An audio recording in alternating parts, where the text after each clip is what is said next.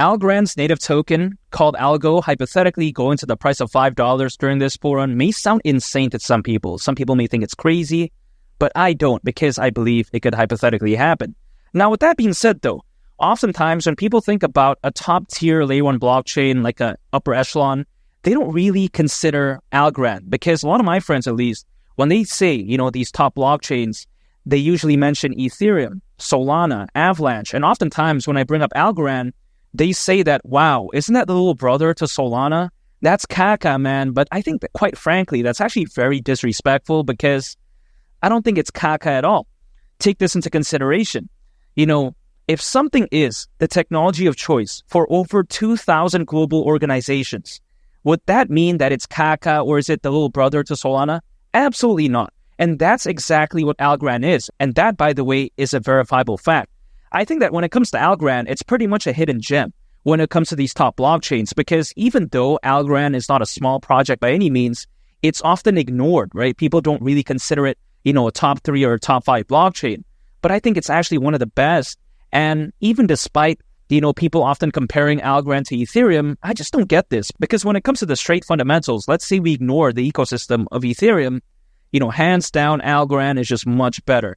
Very low gas fees, very scalable. I mean, just, as purely a blockchain, if we ignore the ecosystem again, Avalanche, I think, blows Ethereum just completely out of the water. I mean, come on, it's completely embarrassing. If I was a project and I want to launch, let's say, a DeFi project, right, a decentralized finance project, why would I choose Ethereum? This kind of makes no sense to me. I don't want to deal with high gas fees. I don't want to deal with scalability issues, arguably. I want something that's pretty much amazing, and that's Algorand. And it's not like when it comes to Algorand, adoption is bad. That's not the case. It's pretty widespread, even though it's not known as the top to many people. Its adoption is pretty decent. So why would I not choose that if, let's say, I was a developer? It's a no-brainer pick for me. And the amazing thing about Algorand is that it's very energy efficient. It's carbon neutral, which, by the way, some other blockchains are not. Now, you have to take this into consideration, right? Enterprises nowadays, they care about going green. They care about the environment. And, that's just a natural evolution of what I've seen a lot of enterprises want to become. So naturally, of course, they want to adopt new technology that is environmentally friendly, which Algorand is. Again, it's fully carbon neutral, which I think is impressive. And that's why, again, I think it's the technology of choice for over 2,000 global organizations. I think a major reason why that's the case is because it's not only amazing, but it's carbon neutral. Because think about this. If, let's say, an enterprise really cares about the environment, they want to showcase that they go green. Let's say there's 2 blockchains that they choose from. They have pretty much the same fundamentals, but then let's say one is carbon neutral and the other is not. I think 9 times out of 10, they're going to be choosing that one, right? The one that's fully carbon neutral. So Algorand, I think right there has that unique selling point. If things don't have a unique selling point, it's difficult to stand out. So when it comes to Algorand, that's the amazing thing about it. Amazing blockchain, amazing adoption, and it actually, somewhat cares about the environment because, again, it's carbon neutral. This is what I love about it. And energy consumption for Algorand is so low. I mean, you take into consideration how per year it consumes as much energy as around 10 American homes. Not too bad, especially when you consider how Bitcoin per year consumes over, 8 million homes worth of energy. This is kind of insane on average, right? This is kind of ridiculous if you really think about it. Bitcoin is nowhere near, in terms of being even considered energy efficient, in my opinion, because come on.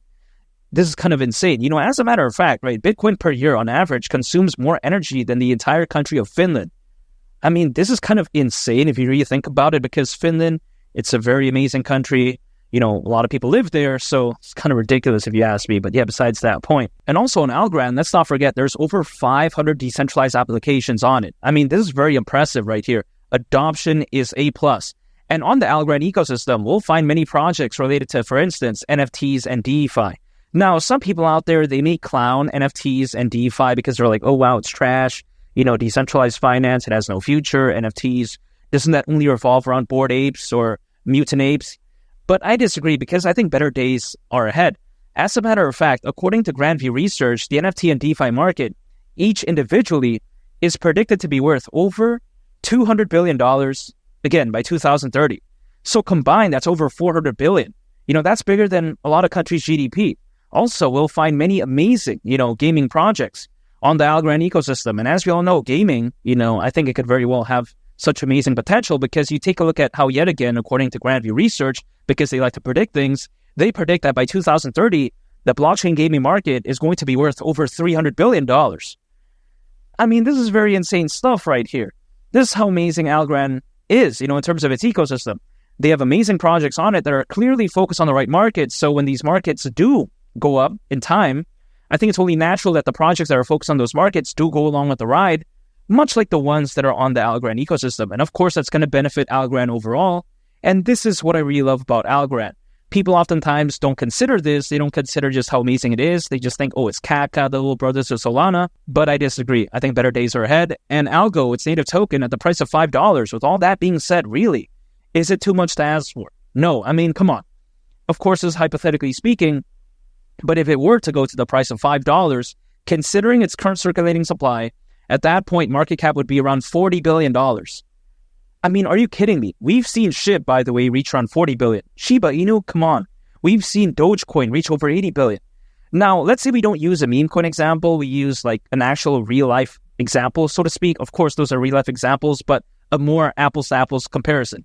Let's say we use BNB. Now, BNB at one point reached over $100 billion in market cap. What business did it have reaching over that? I mean, what is this about? Think about this, right?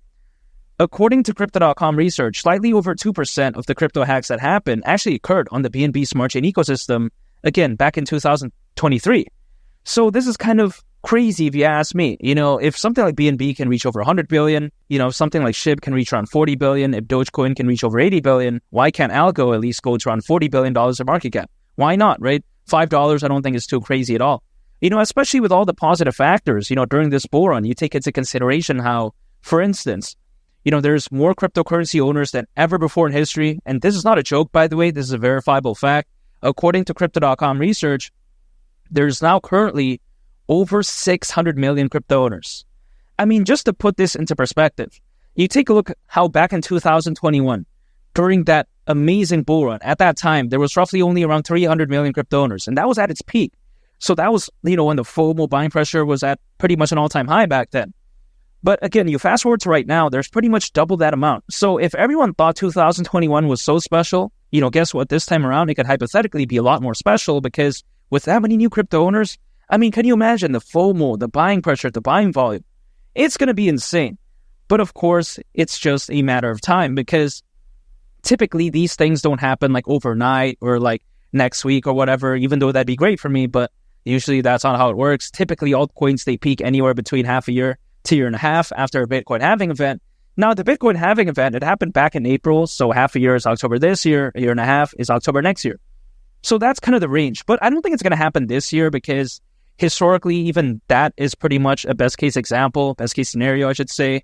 And due to the market sentiment as of right now, I don't think, Algo could hypothetically go to the price of $5 in 2024. But now in 2025, that's a whole different ball game because I think around a year from right now, things could look so different. The market sentiment, Bitcoin, I think it could look also amazing. So I'm just going to stay patient. And you take a look at Bitcoin, right? The trajectory is so amazing. The amount of retail hype feels like it's so amazing as of right now. You take a look at the number of institutional investors. Also the Bitcoin ETF, that's doing absolute wonders for Bitcoin. So is Bitcoin going to the price of $150,000 during this bull run crazy? I don't think so because even though this year it did reach a new all-time high and of course it's having quite a big pullback, I think better days are still ahead. I think Bitcoin is ready to smash through its previous all-time high, reach much more amazing all-time highs, and 150,000, that wouldn't be insane, especially with all those amazing factors. Again, I don't see why not. And naturally, if it were to do that, I think the altcoin season is going to be so impressive. The buying pressure, right? The buying volume, again, like I mentioned before, it's going to be through the roof. And I think that when it comes to altcoins going along with the ride, I don't see why Algo won't join that ride and hypothetically go to the price of $5. At least that's just the way I view it. But of course, my strategy is going to stay very simple. Dollar cost averaging, anytime earned income, acquiring, holding, and just waiting. That's it. Because I can't wave some magic wand and demand, Algo to go to the price of $5 today or tomorrow. That's not how it works. Again, it takes some time. Historically speaking, that's the case. But what can I control as of right now? That's my dedication. Me studying, me actually taking a look at Algorand, dollar cost averaging, again, right, being consistent, because that's the thing I can control right now, not giving up. But I can't control, again, what happens to Algo in the next 2 hours, 2 days, or whatever. I can't do that. So again, I'm going to stay patient, wait this one out, dollar cost average, and Algo at the price of $5 during this bull run wouldn't shock me whatsoever. I think Algorand is that amazing of a blockchain, and I think that this bull run could be so fantastic. And make sure to subscribe if you gain value from this video. I'd greatly appreciate it. It's Lee the Captain, and I'll catch y'all on the next one. I'm out. Peace. Bye.